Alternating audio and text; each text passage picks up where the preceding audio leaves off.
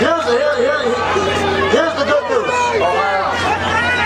If you come down with a case of Romnesia, if you can't seem to remember the positions that you've taken, not just 4 years ago, but 4 days ago.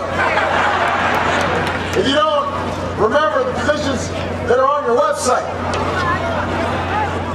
if you don't remember the promises you've been making during the 6 years that you've been running for president, you don't have to worry because Obamacare covers pre-existing conditions.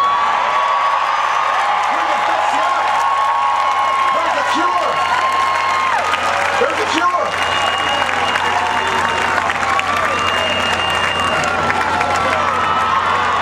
There's a cure, but you got to vote to make sure that the medicine is there for Romnesia. Now, you know, we joke about Governor Romney being all over the map, but it speaks to something important. It speaks of trust. There's no more serious issue in a presidential campaign than trust. Trust matters. You know, you want to know that the person who's applying to be your president and commander-in-chief is trustworthy. That he means what he says. That he's not just making stuff up, depending on whether it's convenient or not. So, you know, smart people, they don't have a dog in this fight. They've crunched the numbers. And we know that Governor Romney's jobs plan doesn't really create jobs. We know his deficit plan doesn't really reduce the deficit. His foreign policies from the 1980s, before the Cold War was over. His social policies from the 1950s.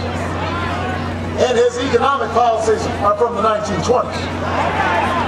He knows he can't sell that, even though those are his positions. So, in the closing weeks of the campaign, he's doing everything he can to hide his true positions and tell us what he thinks you want to hear, and then spend most of his time telling you what he thinks is wrong with America. Joe Biden just talked about that, talking about America's in decline. He is terrific at making presentations about stuff he thinks is wrong with America. But he sure can't give you an answer about, oh, make it right. And that's not leadership that you can trust. You know how you know me. You know I mean what I say. You know that I do what I say I'm going to do.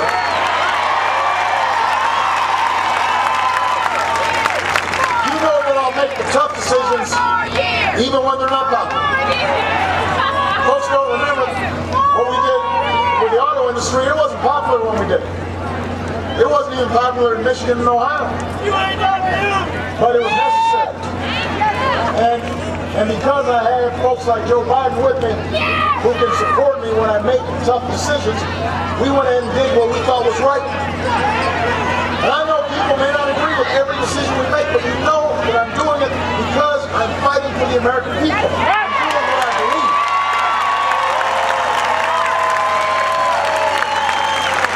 That's what you need from a president. Yes, we've been through tough times, but there's no quit in America. Our businesses have added more than 5 million new jobs over the past 2.5 years. Manufacturing is growing faster than any time since the 1990s. Our unemployment rate has fallen to the lowest level since I took office. Home values are rising. The stock market has rebounded. Our assembly lines are humming again. Our heroes are coming home. We are moving forward. 4 years ago, I promised to cut taxes for middle-class families, and I kept that promise. I promised to cut taxes for small businesses. We have 18 times. We got back every dime we used to rescue the banks with interest. And then we passed a law to end taxpayer-funded Wall Street bailouts for good. We repealed Don't Ask, Don't Tell, because anybody who wants to serve in our military, if they're a great soldier, a Marine, or airman, the Coast Guard,